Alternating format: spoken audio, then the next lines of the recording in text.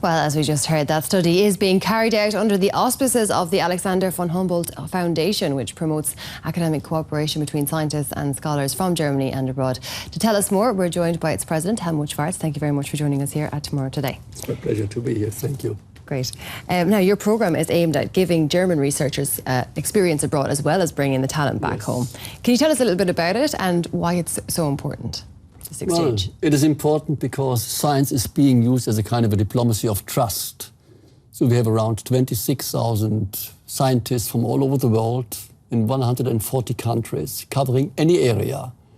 And the interesting thing is that the Humboldt Stiftung, we have no quota. We do support people, and the only criterion is they have to be excellent.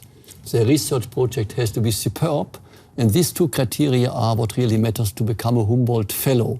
Is there any other tips you could give them for if anyone's listening in now? Well, I think the most interesting thing is you have to burn for what you are doing. Yeah? If you are not really excited about what you are doing, the chances are low, but you have to be excellent. That is really what matters. As I mentioned, no quota for gender, no quota for age, no quota for country, that's it. So we are old-fashioned. Enthusiasm and excellence. Enthusiasm and excellence, yeah. Now, what about perhaps a project that may have stuck out in your mind in particular? Is there any that pops to your head? Well, there are two projects which I think deserve to be mentioned. One is an art historian from Princeton, from the Institute of Advanced Studies. He is working on the questions, what secrets are hidden in the genes of the Longobards? And he is combining art history with paleontology, with modern chemistry, biology. That is a superb project, and he is collaborating with scientists all over Germany. And the second one is from a very different field, a computer scientist at Stanford University. He is working on the question, is it conceivable that one day there will be a so-called autonomous car, cars without drivers?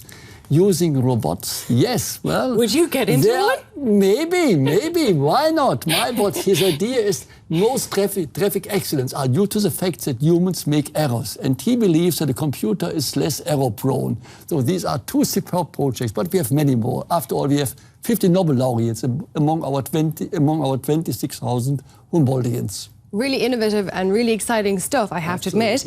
Let's talk briefly about German research. Yeah. What about the strengths? What are they?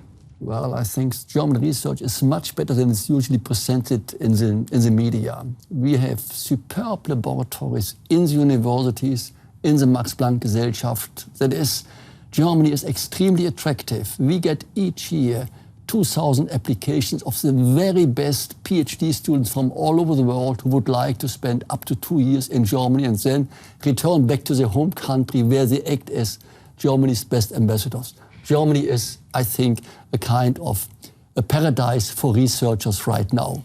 It's a paradise for researchers and it is attractive, but what about the language? Is that not difficult for people to... It depends. Of course, if, for example, somebody would like to work on the philosophy of Heidegger, it's certainly helpful if you have some command of German.